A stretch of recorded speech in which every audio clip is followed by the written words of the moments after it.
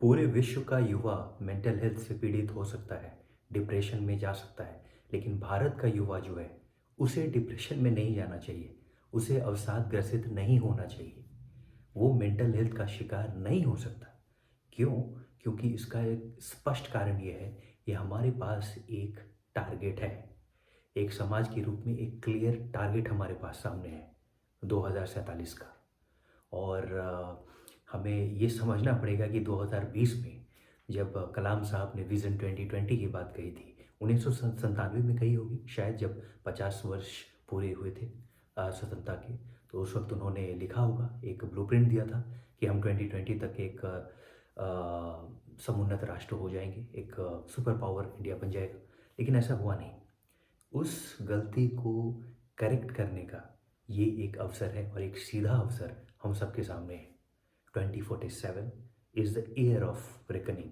मुझे ऐसा लगता है कि अगर भारत के सभी युवाओं में ये एक टारगेट की टॉनिक अगर दे दी जाए कि आपके पास समय नहीं है और आपको उसी तरीके से अपने समाज को, अपने देश को बनाना है जिस तरीके से जापान ने अपने आप को रिबिल्ड किया। जापान का तो कुछ भी नहीं बचा था वर्ल्ड war II के बाद, हम सबको पता है। लेकिन एक सोसाइटी के रूप में कलेक्टिवली जिस तरीके से उन्होंने काम किया, और एक दो दशकों में, उसके पहले ही वो ला खड़ा किया जापान को एकदम बिल्कुल ही डेवलप्ड कंट्रीज़ की श्रेणी में। ये कैसे हुआ?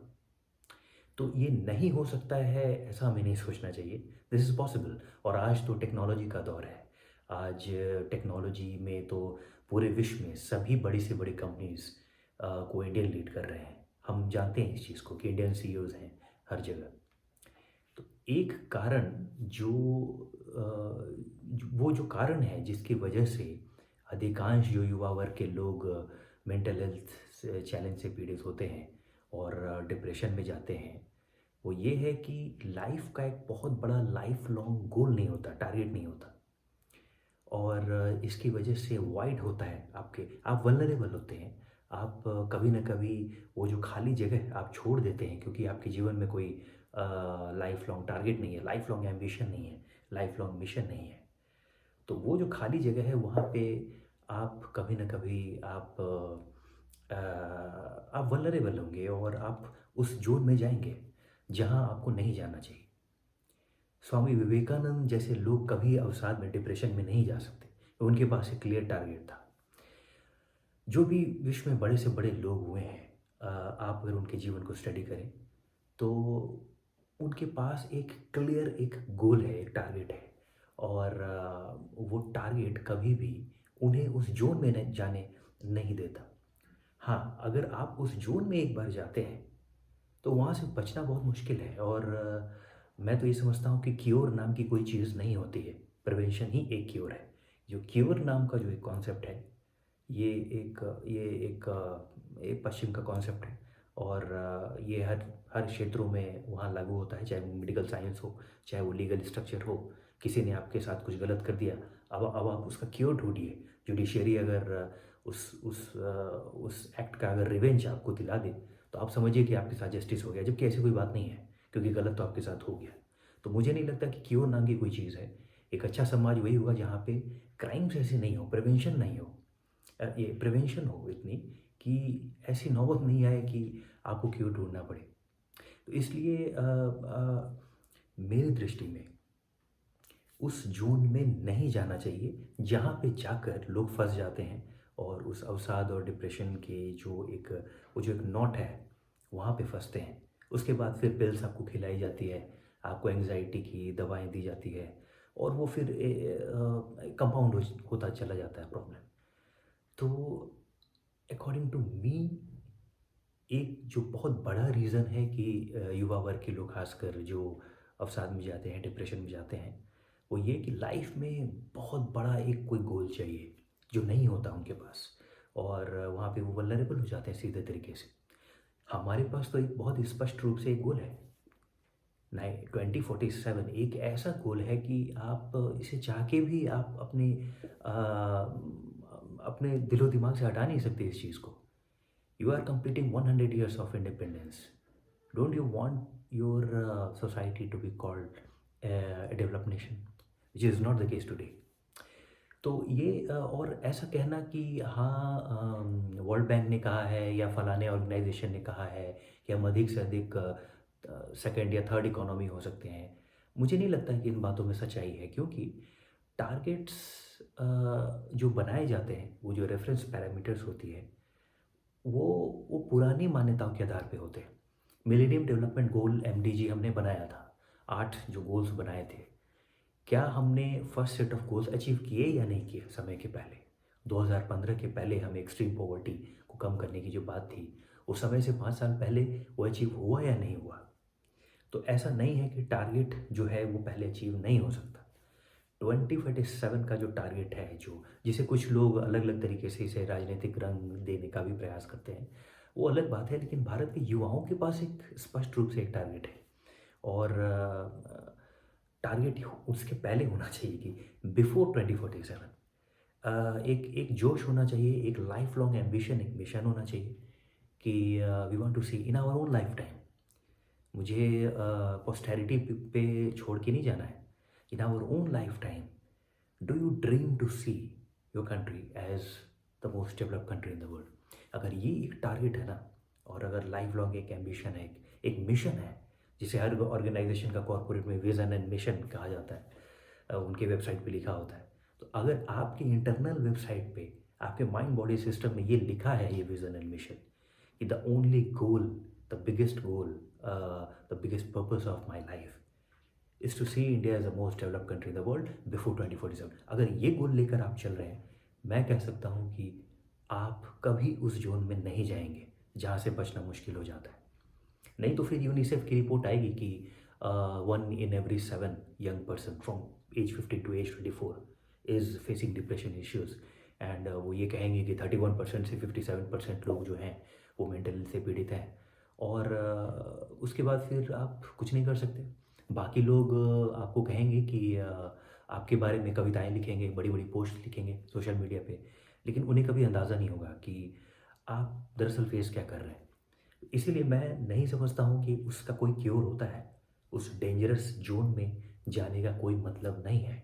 और आज की जो हमारी जो एक एमलेस एक जो दिनचर्या है, ये उसी ज़ोन में हमें ले जाती है।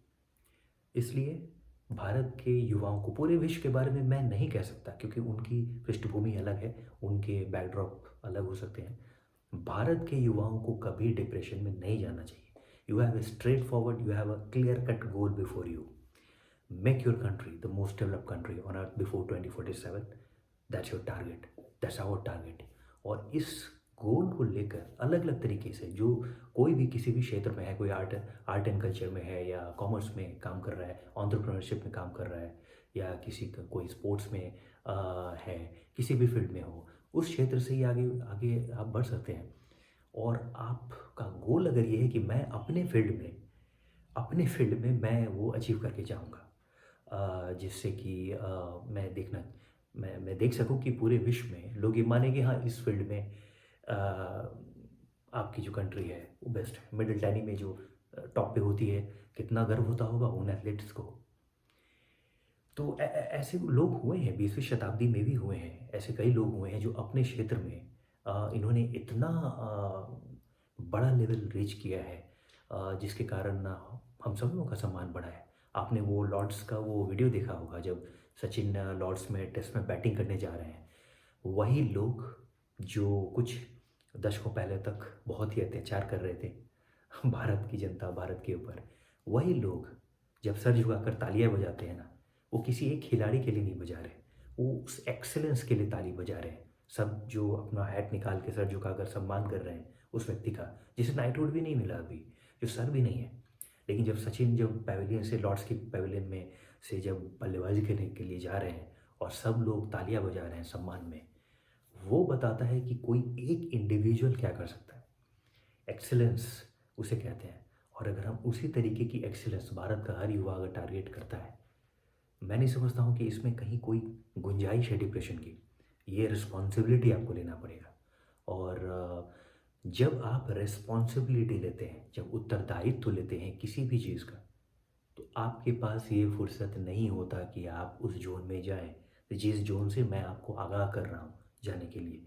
वो जो डिप्रेशन, एंग्जाइटी और मेंटल हेल्थ का जोन है, जिस पे लोग सोशल मीडिया में बड़ी-बड़ी पोस्ट लिख रहे हैं, उसका कोई क्योर नहीं है। मैं फिर आपको बता दूँ, उसका क्योर नहीं होता है। उस ज़ोन में नहीं जाना चाहिए और नहीं जाने का जो एक रास्ता है वो यही है कि आपको बहुत बड़ा एक लाइफ़ गोल, एक रिस्पॉन्सिबिलिटी लेनी पड़ेगी, वो किसी भी चीज़ का हो। जब आप रिस्पॉन्सिबिलिटी लेते हैं तो उससे 2 बातें होती हैं। आपके भीतर से आपका बेस्ट निकल कर आता है। You outdo yourself, you outperform yourself. Number 2, आपके भीतर से एक एक असीम शक्ति जो है वो जाग पड़ती है, क्योंकि अब आपके पास ज़िम्मेदारी है किसी और की। वो किसी के लिए भी हो सकता है रिस्पॉन्सिबिलिटी। वो किसी पिता को एक रिस्पॉन्सिबिलिटी आ सकती है, अपने परिवार को चलाना है। मेरे 2-3 बच्चे हैं। जब कहा जाता है ना कि जब कोई पिता बनता है, जो बच्चे के लिए जब काम करता है, तो वो बहुत ज़िम्मेदार हो जाता है, वो रिस्पॉन्सिबिलिटी हो आ जाती है उसकी। कोई खिलाड़ी अगर अपने युवा दिनों में है तो लापरवाह भरे शॉट खेल सकता है, लेकिन जब वो कप्तान बनता है या फिर वो सीनियर प्लेयर हो जाता है, तो वो रिस्पॉन्सिबली खेलने लगता है। तो ये रिस्पॉन्सिबिलिटी वो नाम है। It makes one mature and जब आप रिस्पॉन्सिबिलिटी लेते हैं उसके बाद you can not let others down, क्योंकि वहाँ पे there are others looking up to you. और वो एक ऐसा टॉनिक है जो आपको कभी उस ज़ोन में नहीं जाने देता। इसीलिए मैं कहता हूँ कि ये रिस्पॉन्सिबिलिटी को इसकी वैल्यू समझिए, इसकी महत्ता समझिए और वेस्टर्न लिटरेचर में जो राइट्स राइट्स माँगने की जो बात है, उससे ज़्यादा राइट्स से ज़्यादा ड्यूटीज़ को प्रायोरिटी करना हमें शुरू करना पड़ेगा। और ये बहुत पहले हो जाना चाहिए था, लेकिन धीरे-धीरे हमें इस चीज़ों को इसके प्रति जागरूक होना पड़ेगा।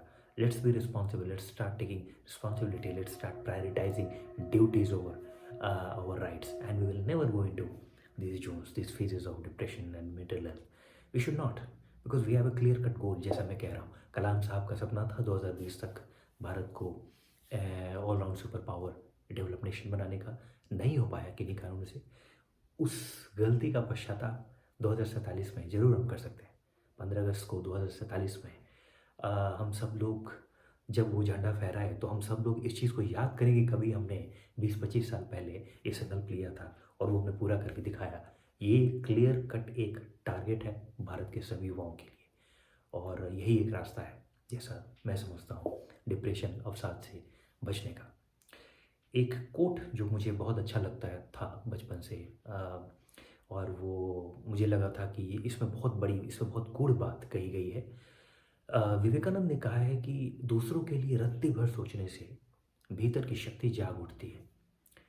यही है कि जब जो वो जो शक्ति है, वो जो रिस्पॉन्सिबिलिटी की ताकत है, जो किसी माँ को अपने न्यूली बॉर्न बच्चों के लिए होता है, या किसी अपने पिता को अपने परिवार चलाने के लिए वो जो रिस्पॉन्सिबिलिटी से जो ताकत मिलती है, और वो बीमार भी कम पड़ते हैं तब।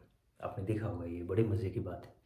या फिर कोई अगर टीम का सीनियर प्लेयर है, उसके भीतर जो शक्ति जागती है कि मुझे टीम का को नेतृत्व करना है, किसी भी हो, राजनीति में नेतृत्व हो या किसी भी सामाजिक आंदोलन में जो जो सीनियर मोस्ट जो एक चेहरा होता है, ये सभी क्षेत्रों में लागू होता है कि आप दूसरों के लिए सोचना शुरू करते हैं, तो आपके भीतर से आपकी जो लेटेंट जो एनर्जी है, वो जाग जाती है।